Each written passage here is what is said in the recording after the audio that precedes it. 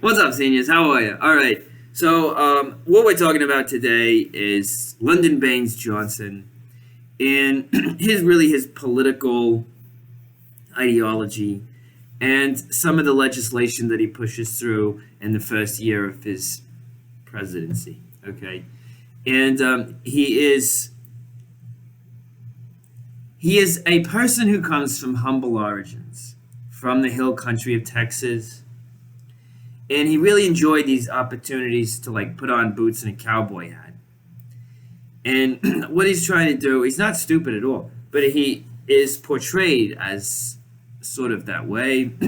And he goes over here to the East Coast to try to, hang out with JFK and all the other East Coast elites, the establishment people, the people that go to Ivy Leagues and so on and so forth and have a lot of money from their parents and all this. He's not one of these people, but he has, through hard work and determination, worked his way up the ranks of the Democrat Party.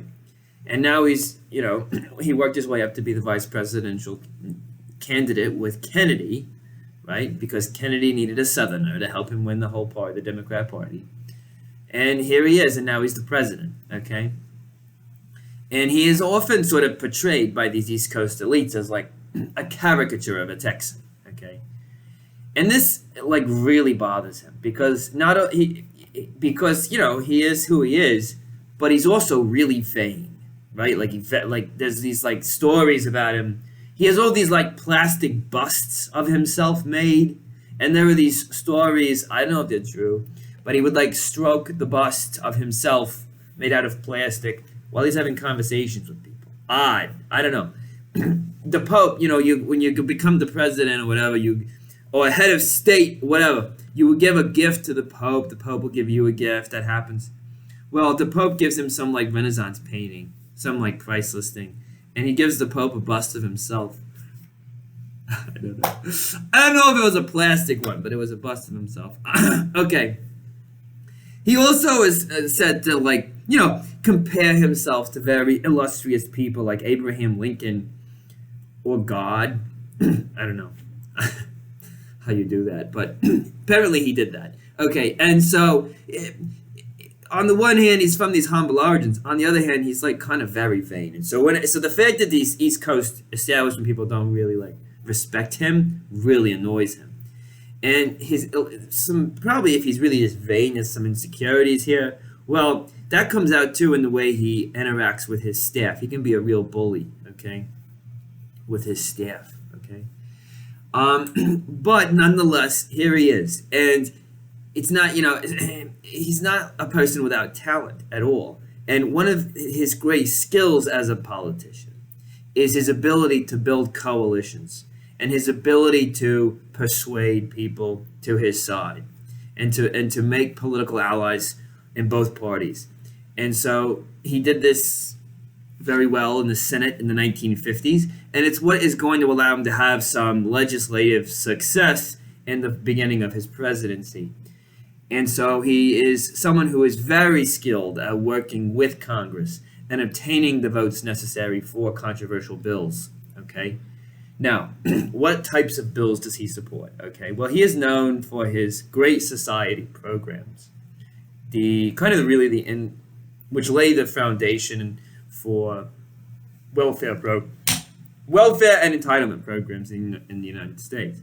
Now, Lyndon Baines Johnson, coming into office, does not support welfare. He is a progressive in the mold of Franklin Delano Roosevelt. And Franklin Delano Roosevelt was his role model, his inspiration.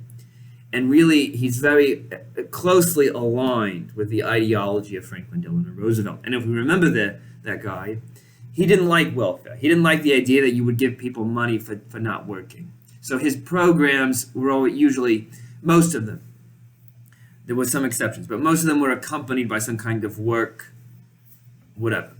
Okay, and so Lyndon Baines Johnson is a progressive in the same vein. Now, what does it mean to be a progressive in the vein of Franklin Delano Roosevelt and Lyndon Baines Johnson? Well, it means that you believe the federal government can and should intervene and to solve social problems. So the idea is that local communities, families on their own, can't solve social problems sufficiently. And they need the federal government to come in and help them to solve social problems like poverty, for instance. Okay? And so Lyndon Baines Johnson, that's what he is. That's what he's trying to do in his Great Society vision. Okay? And so the first thing he's going to do when he's coming in is to declare a war on poverty. That's going to be like the big keystone. One of the big key. Can you have more than one keystone? No. It's going to be a important stone in the first year of his presidency. So, the war on poverty. Now, the poverty was declining in 1963 and 4 and 5. It was declining because the post-war boom was ever expanding. And so ever more and more Americans were doing better and better. So there was not actually like an increasing problem with poverty in the United States. Of course, it remained a reality for many people, especially black people. But it was it was not increasing. It was not like in the 1930s when you have the Depression and you have enormous poverty problem, an enormous crisis. Not at all in the beginning here of Lyndon Johnson's reign. Okay, but so it's more of an ideological thing for him. He wants to finish what FDR started. He wants to reinstitute this more aggressive, progressive agenda. Okay, for the United States. All right. But what does it mean? So if it's not welfare, what is it exactly that he's trying to promote? Well, it's like programs that are designed to help people get jobs. So like job training programs or like education programs, right? I think there's stuff for like local, like, volunteer work or whatever. Like, I don't know. It's like if you graduate college and maybe you're not sure and what you're going to do. I don't know. But I don't know. Look, job training and education, those are kind of the main initiatives. But the idea is there are these like federally funded programs that are here to help solve social problems. That's the basic idea. Okay, well, fine, okay. Now, the poverty bill, as it's developed, also wants to kind of encourage local community leaders and even the poor to also be engaged in a leadership role and find solutions to poverty at the local level, okay? While using federal funds for that purpose.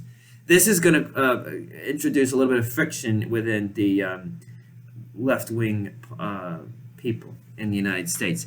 On the one hand, you're going to have these radical activists who think they know, I guess, what the right answers are, and they want to control what happens with the federal money, okay? Versus local leaders who think they know best how to handle or use the federal money well at the local level, okay?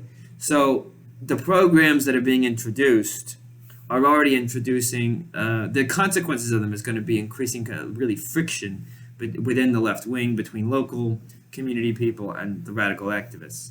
All right, now, I'm going to skip through some of this. We don't need all this. All right.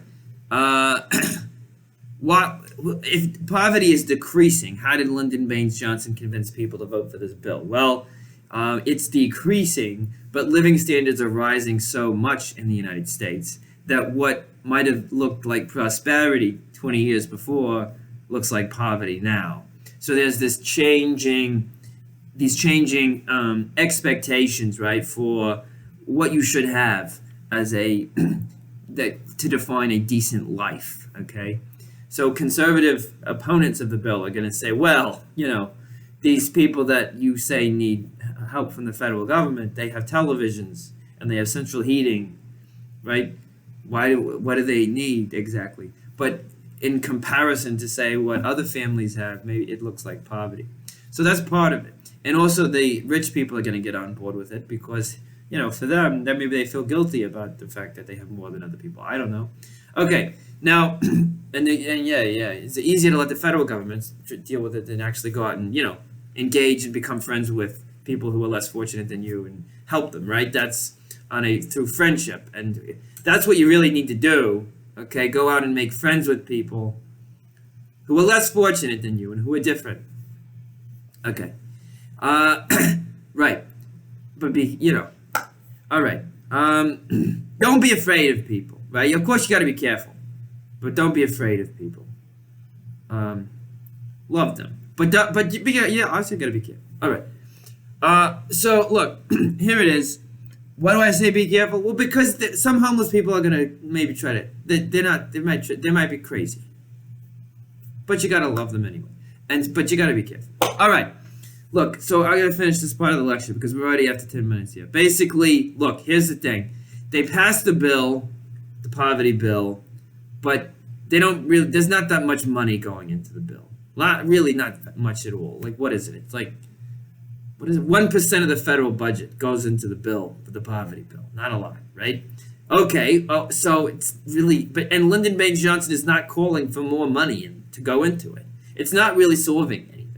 Okay, it's not really changing that initially, and so again, it's more of an ideological thing for Johnson. All right, and the problem is that though he has in promoting the bill and getting people on board with it, he's put it in these very epic terms about how transformative this bill is going to be. Well, it wasn't the poverty bill, and so then you get all these radicals within the Democrat Party who get really disillusioned with Lyndon Baines Johnson. And they want something more and bigger. They want wealth redistribution on a wide scale, which is something Lyndon Baines Johnson does not want when he comes into the presidency. He does not want wealth redistribution on a wide scale. The radicals do, and within the Democrat Party now there are these growing divisions, okay, and disillusionment, not just without Lyndon Baines Johnson, but with the old kind of progressive vision of FDR, which for them does not nearly go far enough. And so you do have growing radicalism now in the party and also on the college campuses. Okay. So we're going to talk, okay.